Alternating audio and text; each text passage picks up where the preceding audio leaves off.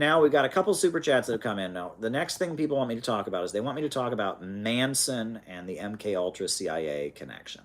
So there's a book that's been published that was like a best-selling book that was widely circulated on that question that talks about how when Charles Manson was in prison, they were doing LSD experiments on him. They were letting him do his parole hearings at a clinic that was tied to MK Ultra experiments, and that there was a CIA agent in Hollywood who was on speaking terms and was friendly with a number of people.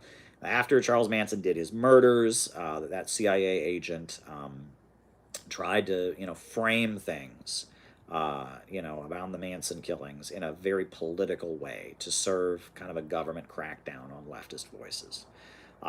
That's kind of what the book gets at. It also says that Charles Manson didn't intend to kill Sharon Tate. He thought he was killing a rival drug dealer.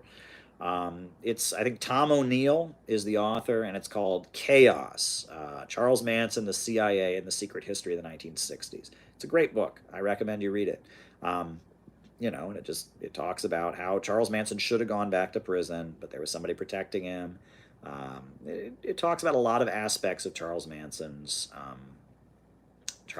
life that indicate that he was being used for experiments by the intelligence agencies, their MK Ultra LSD experiments, and on top of that, that the story, the narrative of the Charles Manson murders that we have is a very, very highly politicized narrative that he was a drugged out nut. One thing I will say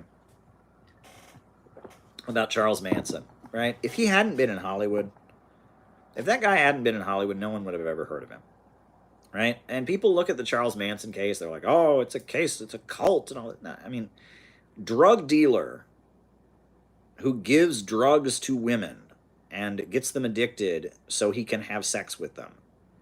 That is like one of the most common things in the criminal underworld that has ever happened, right? The Manson family, you look at it, it's like, this isn't a cult. This is just some kind of drugged up criminal underworld horror movie, right? And it's just, this is, the amount of drug dealing criminal guys who have a lot of girlfriends because they get women addicted to drugs and then gain control over them. How many people in this world? I mean, that's like, there are thousands and thousands and thousands of Charles Mansons, right?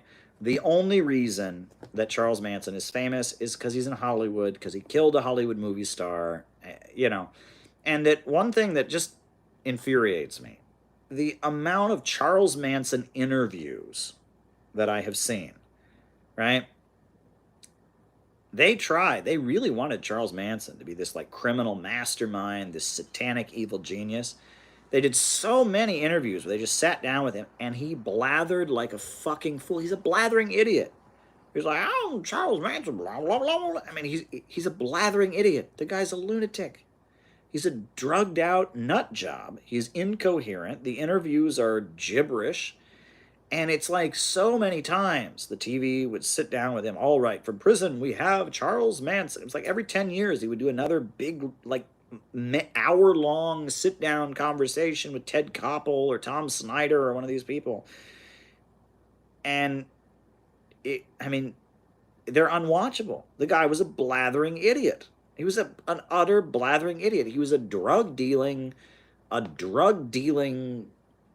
criminal who had a lot of women who were dependent on him because of drugs, and so he used them to go kill somebody for him.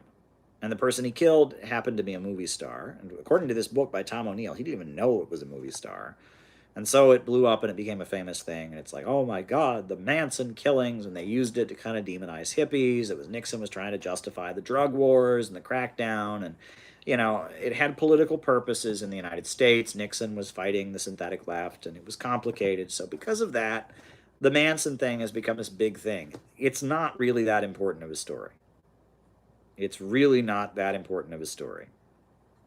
The more you look into it, like there's, anywhere that you have lumpen criminal elements, you got a Charles Manson. You got some guy who uses drugs to control people and wants to fight his rivals. I mean, it's really not You know, the narco world of Latin America is far more deadly. Far more people die in the drug wars down there. There's far more Charles Mansons out there. You know, I mean, you know, the Manson case is really, it's really not that profound when you really look at it.